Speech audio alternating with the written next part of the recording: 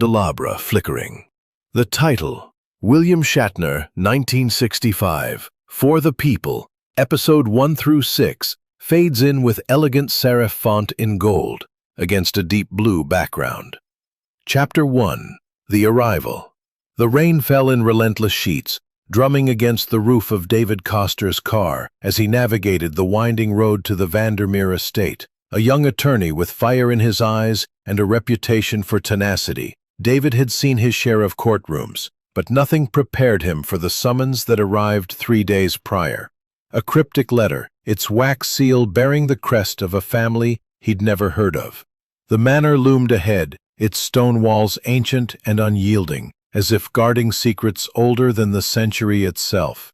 David stepped from the car, his trench coat soaked through, and gazed up at the towering structure. The air was thick with the scent of wet earth, and something sharper, decay perhaps, or the weight of unspoken truths.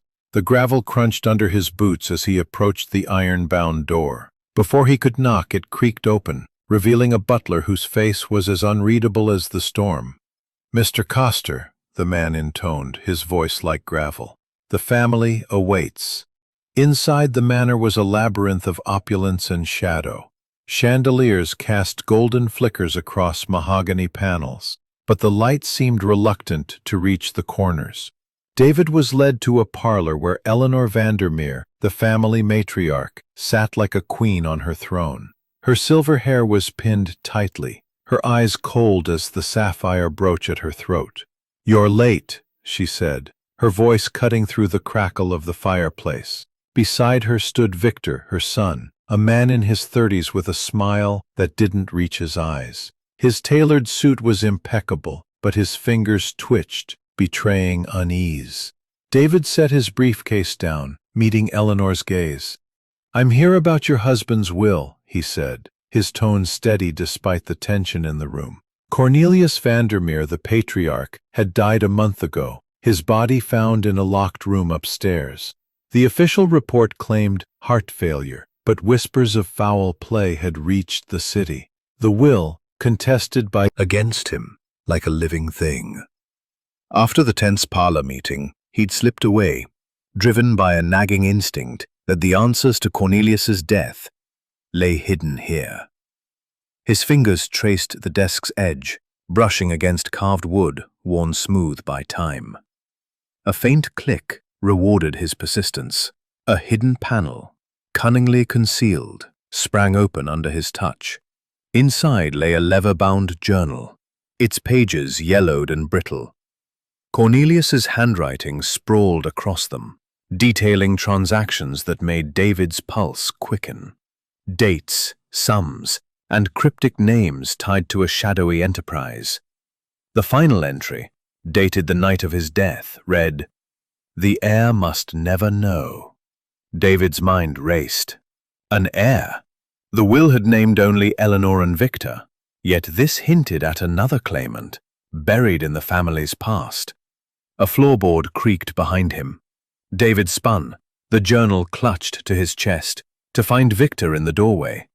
The man's smile was gone, replaced by a cold stare that matched the storm outside. "You're a curious one, Mr. Koster," Victor said, his voice smooth as silk, but sharp as a blade. He stepped closer, his shadow stretching across the room like a predator's. "That journal is private. Family matters, you understand." David held his ground, slipping the journal into his coat. "Family matters often hide the truth," he replied, his tone even despite the tension coiling in his gut. Victor's eyes narrowed, his fingers flexing as if weighing his next move. The fireplace crackled, casting jagged shadows that danced across his face. "You're here to settle a will, not dig up ghosts," Victor warned. But his voice betrayed a tremor, a crack in his polished facade. The air grew thicker, the storm's distant rumble seeping through the manor's walls. David noticed a faint scratch on Victor's cufflink, shaped like a crescent moon. It matched a mark he'd seen in the journal, a symbol tied to a 1920s smuggling ring, rumored to have operated through the estate. Was Victor protecting more than just a legacy? Footsteps echoed in the hall, too faint to pinpoint, and David's gaze flicked to the window. The shadow he'd seen earlier was gone, but the suggests another heir, one you've all kept hidden. Eleanor's lips tightened, a crack in her regal composure. Victor's hand stilled, his eyes flicking to his mother. Clara gasped softly, her fingers twisting a napkin into knots. The air grew taut, the silence broken only by the storm's distant growl outside. "You're mistaken," Eleanor said, her voice sharp as a blade. "There is no other heir." But her words lacked conviction, and David pressed on, detailing entries from the journal, shipments, coded names, and a crescent moon symbol tied to a 1920s smuggling ring that once thrived in the manor's cellars. The family's wealth, it seemed, was built on more than inheritance.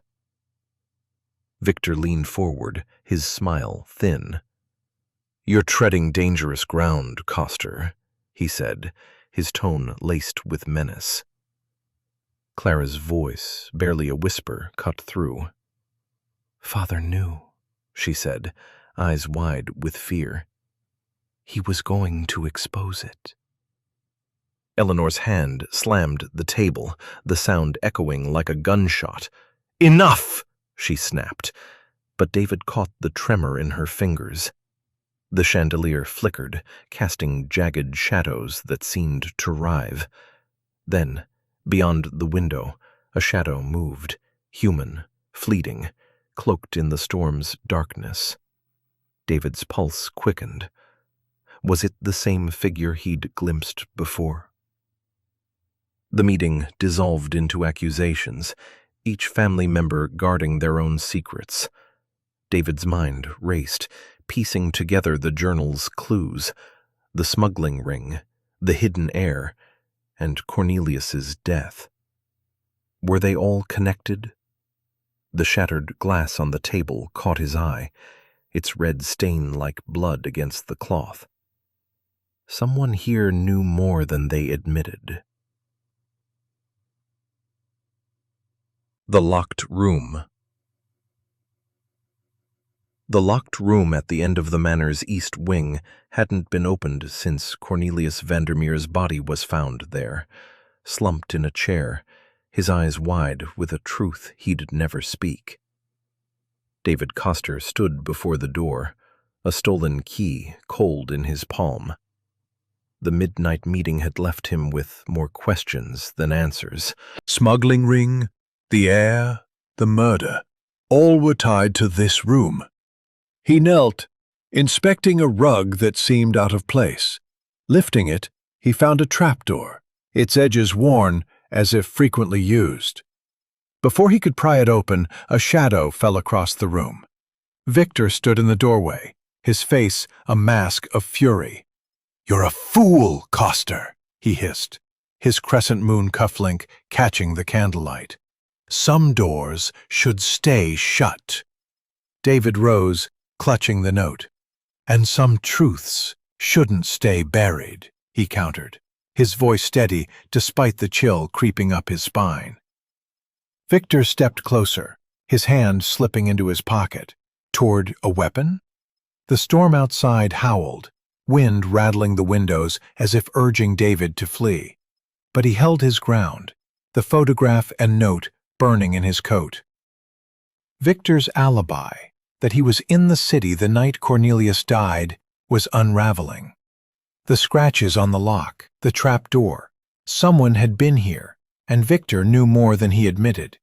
Footsteps echoed down the hall, too heavy to be Clara's, too deliberate to be Eleanor's. David's gaze flicked to the window, where the storm's lightning revealed no lurking shadow this time. But the sense of being watched never left. Chapter 5. The Truth Unveiled. The storm battered the Vandermeer Manor, but within its walls a greater tempest was breaking. David Koster stood at the foot of the grand staircase, the coded note and photograph from the locked room clenched in his hand. Eleanor, Victor, and Clara faced him, their expressions a mix of dread and defiance. The journal's secrets, the smuggling ring, and the mysterious heir had led to this moment. David's voice cut through the thunder. "Cornelius was murdered," he declared, holding up the photograph. "And the killer is here." Eleanor's face paled, her sapphire brooch glinting like ice. Victor's hand twitched toward his pocket, but David pressed on. The coded note, deciphered with a key from the journal, revealed a name: Anna, the woman in the photograph, Cornelius's illegitimate daughter from a liaison tied to the smuggling ring. She was the hidden... The photograph. She held a letter, Cornelius's confession, stolen from Victor's room. "He tried to kill me too," she said, her voice trembling but resolute. Clara gasped, rushing to her half-sister's side. Eleanor collapsed into a chair, her empire crumbling. Victor lunged, but David tackled him, the pistol skidding across the marble floor.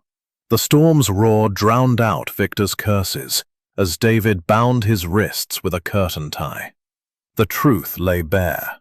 Victor had orchestrated Cornelius's murder to protect the family's secrets, framing it as heart failure. Anna, the true heir, had survived, hiding in the manor's shadows. The smuggling ring's legacy was exposed, its profits funding the Vandermeer fortune. David handed Anna the letter, her birthright restored.